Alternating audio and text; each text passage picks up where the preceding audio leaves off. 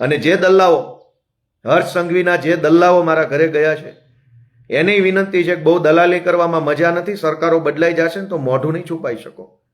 મર્યાદામાં જીવો, મર્યાદામાં નોકરી કરો, મર્યાદામાં સંવિધાનની મર્યાદામાં રહીને તમારું જે કાંઈ કામ હોય એ કરો, પણ હર્ષ સંઘવીની કે ભાજપની દલાલી ન કરો. સંઘવીની સરકાર કોઈ આજીવન રહેવાની નથી. અમે મહેનત કરીએ છીએ. ગુજરાતની જનતા કાલે અમને આશીર્વાદ આપશે.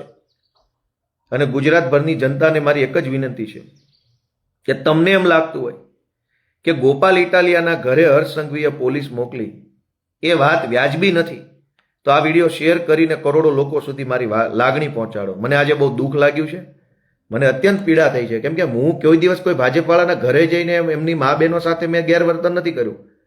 હું ભાજપવાળાને રાજકીય કટાક્ષ કરતો હોઉં, રાજકીય ટીકા ટિપ્પણી કરતો હોઉં, રાજકીય રીતે એમના ઉપર કટાક્ષ કરું, એ બધું તો કરું જ છું અને ભવિષ્યમાંય કરીશ. પણ હું કોઈ ભાજપના નેતાઓના ઘરે જઈને એમના બહેનો દીકરીઓ સાથે મેં કોઈ દુર્વ્યવહાર નથી કર્યો.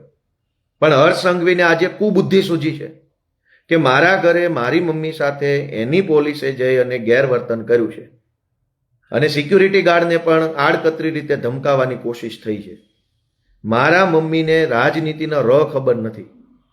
હું મારો હોદ્દો કયો છે, એ હોદ્દાનું શું મહત્વ કહેવાય, ધારાસભ્ય એટલે શું કહેવાય, મારા મમ્મીને કંઈ ખબર નથી. એકદમ દેશી માણસ છે, ગામડાના માણસ છે.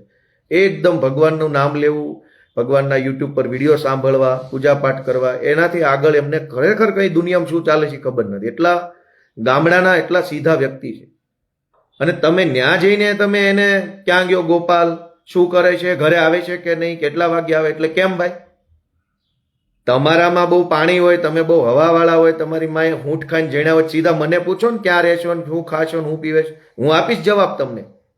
મારી મમ્મીને શું પૂછવાનું ક્યાં ગયો ગોપાલ, મને પૂછો, હું આપીશ તમને. મારી પાસે બધી જ વાતના જવાબ છે. તમારા કાંઈ એસપી ફેસપીથી કે આઈપીએસ બાઈપીએસથી ફાટી પડતા નથી. જે કાંઈ બે પાંચ દલ્લાઓ હશે એનાથી કોઈ દુનિયા ડરતી હશે. ગોપાલભાઈ ઇટાલિયા ડરતા નથી.